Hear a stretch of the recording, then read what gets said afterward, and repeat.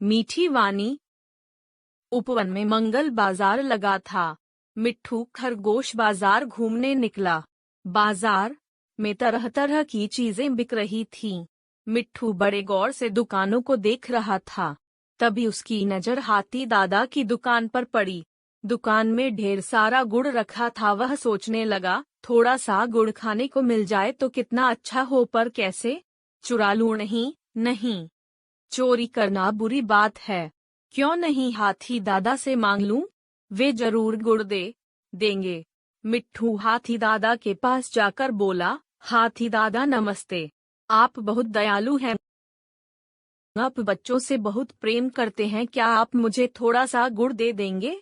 मिट्ठू की मीठी बातें सुनकर हाथी दादा प्रसन्न हो गए और बोले, हाँ हाँ क्यों नहीं। उन्होंने मिट्ठू को गुड़ दे दिया। मिट्ठू खुशी से उछलता कूदता जंगल की ओर भागा। वह एक पेड़ के नीचे बैठकर गुड़ खाने लगा। तभी वहां एक लोमड़ी आई। वह कड़कर बोली, तुम गुड़ कहाँ से लाए हो? जल्दी बताओ, नहीं तो मैं तुम्हें खा जाऊंगी। लोमड़ी ने मिट्ठू की गर्दन पकड़ ली। मिट्ठू ने डरकर कहा, बताता हूँ। बाजार में हाथी दादा की दुकान पर बहुत सारा गुड़ रखा है।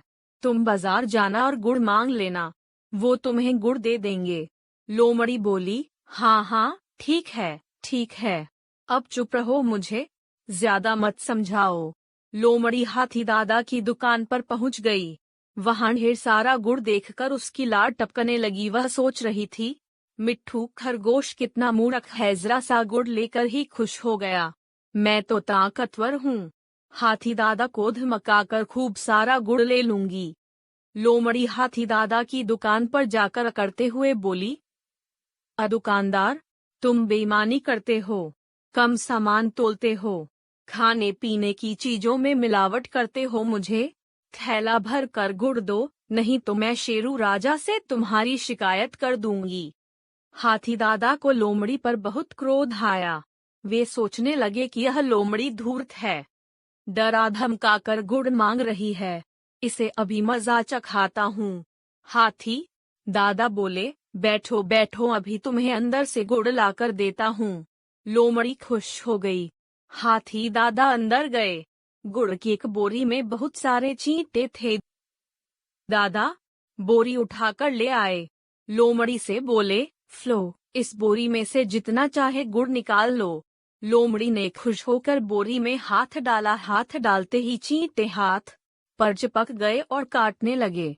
लोमड़ी ने हाथ बाहर खींचा और जोर जोर से जमीन पर पटकने लगी। लोमड़ी खूब चीखी चिल्लाई, पर चींटे नहीं छूटे। उसके हाथ में तेज दर्द होने लगा। वह छटपटाते हुए जंगल की ओर भाग गई। हाथी दादा हंसते हुए अपने आप से बोले, मूर्ख लोमड़ी, तेरी कड़वी बोली से गुड़ भी कड़वा हो गया। मिट्ठू की तरह मीठा मीठा बोलना सीख।